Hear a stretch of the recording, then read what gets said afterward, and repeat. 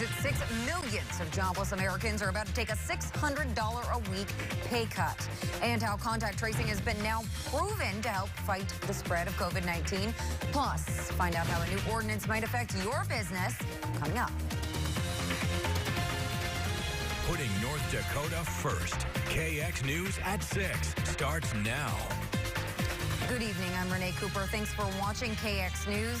Leading our coverage tonight, in less than a week, the enhanced unemployment benefits Congress granted to Americans out of work due to COVID-19 will expire. And as KX News Washington correspondent Joe Khalil reports, it doesn't look like lawmakers will reach a deal to extend them before they run out.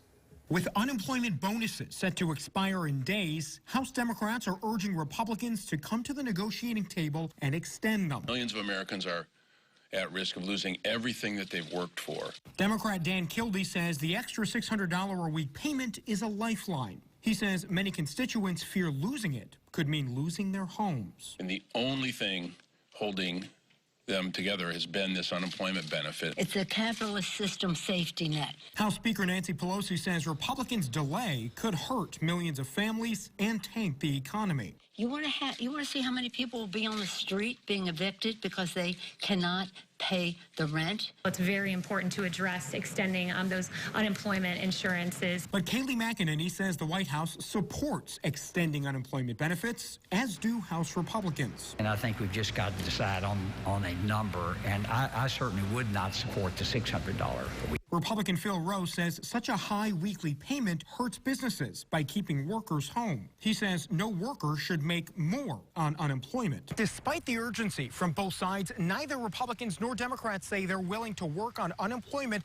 as a separate issue. They say it should be part of a larger stimulus package. I would be very much averse to separating this out and lose all leverage for meeting all of the other needs. Both parties say a compromise is unlikely before the benefits expire. In Washington, I'm Joe Khalil. Moving to our COVID-19 North Dakota watch, more than half of North Dakota's 53 counties reported new coronavirus cases today, 28 counties to be exact. There were 124 new infections according to the Department of Health, but no new deaths, thankfully. The number of new positive cases raises the statewide total since the pandemic reached North Dakota in mid-March to 5,736. The state's death toll from the coronavirus remained at 99 as of this morning. The number of North Dakota patients currently hospitalized rose to 39. That's up 2 from Friday. There were 26 new recoveries reported, bringing the total number to 4,671 since the pandemic began. For the latest information on the coronavirus, including resources, the latest case numbers, and prevention, head on over to our website. That's kxnet.com. We've long been hearing about one important tool to help fight the spread of the coronavirus, contact tracing. It allows authorities to respond when there's a new case, isolating those who've been near the infected person. The process is being aided by technology that most of us carry, and it's already showing results in other countries. In the United States, coronavirus is spreading like wildfire, and Melissa Thomas is stomping out the embers. I'm calling on behalf of the New Haven Health Department. Her mission is to break the chain of infection by making a list of everyone who encountered a patient, as she told CBS News back in May, then urging anyone who is exposed to get tested. But imagine you're in a crowded street and let's say I have coronavirus. How could I possibly notify all of these people once my test results come back? Well, the idea is with an app, you wouldn't have to. Contact tracing apps are already being used here in Italy, Germany, and around Europe, thanks to a rare collaboration by both Google and Apple. The tech is free for any country to use to develop its own app. Using your phone's Bluetooth signal, it can detect other phones that have also downloaded the app. If 2 users come close enough, the phone records the data. Then later, if one of them tests positive for coronavirus, the other will be notified. Of course, that's if the other person also has the app. Markus Beckdahl writes about tech in Germany. He, like most Germans, was skeptical at first. Privacy is a very strong value. Even before Germany, South Korea, and Singapore started using exposure notification, but far more invasively. Those countries link infections to your identity, whereas the technology developed by Google and Apple does not. There's no government database. It's just phones talking to phones. But so far, the U.S. isn't using it. Dr. Tom Frieden, the former director of the CDC, says there's no federal requirement to contact trace. In the U.S., we've really lacked a clear national strategy. Frieden also cautions that apps cannot replace traditional contact tracing. But the really ambitious idea requires that a large proportion of people opt into that app, requires that the Bluetooth signal works where you're at, and requires that you don't have false positives and false negatives. Now, uptake in Italy has been slow, only about 4 million downloads here so far, but Germany's app has been downloaded by 20% of the country. Amid a pandemic with few solutions in sight, it's a start. Well, in North Dakota, the Care 19 app is available. It automatically keeps an anonymous diary of where you go each day using GPS technology on your phone. Now, the state plans to push out a second app, that's Care 19 Exposure, which will use the Bluetooth technology mentioned in this story rather than GPS.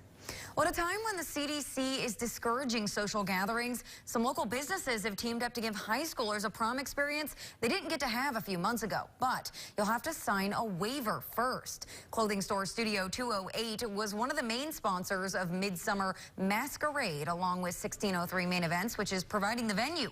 Studio 208 owner Ryan Papa helped organize the prom. She says masks are encouraged. Hand sanitizer will be available throughout the venue, and there will be separate entrances to minimize crowding. I think we need to offer choices, and they have the choice to come, and if they don't feel safe or they feel like they might have been exposed, that they shouldn't come. And just to think with common sense of what's best for you.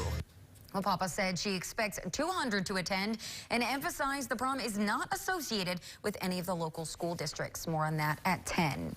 Well, you see them everywhere in Bismarck, towering signs along State Street and I-94 and portable advertisements for local businesses. Starting today, new rules regulating those signs take effect. The three main regulations include limits on electronic signs, which will be allowed in residential areas. And in commercial areas, signs can be no taller than 50 feet except near the interstate. Portable signs will not be allowed in downtown or residential areas. City planner Daniel Nairn says the new code will reduce visual clutter and improve the look of the area.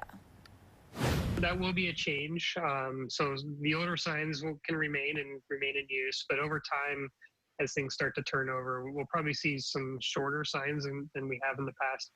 The city of Bismarck announced the changes earlier in the week following more than a year of discussion. For more information and to read the full ordinance, visit our website. That's kxnet.com. Now, we take a look at the National Day calendar to celebrate some folks remembered for transforming the American West.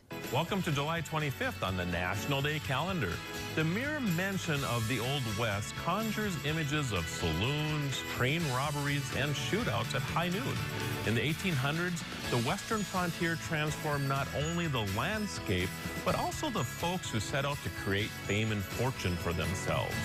William Henry McCarty Jr., an orphan from New York City, reinvented himself as Billy the Kid. Martha Jane Canary became Calamity Jane. And Jesse James, one of the few men who kept his real name, became one of the most notorious outlaws ever. Their stories have been told and retold till they became stuff of legend.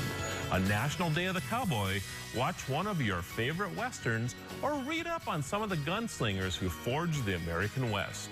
I'm Marlo Anderson with the National Day calendar. See you again tomorrow as we celebrate every day. Stay tuned. Coming up next on KX News at 6, the uncomfortable but necessary conversation to make a change. Plus, weather is still to come. You're watching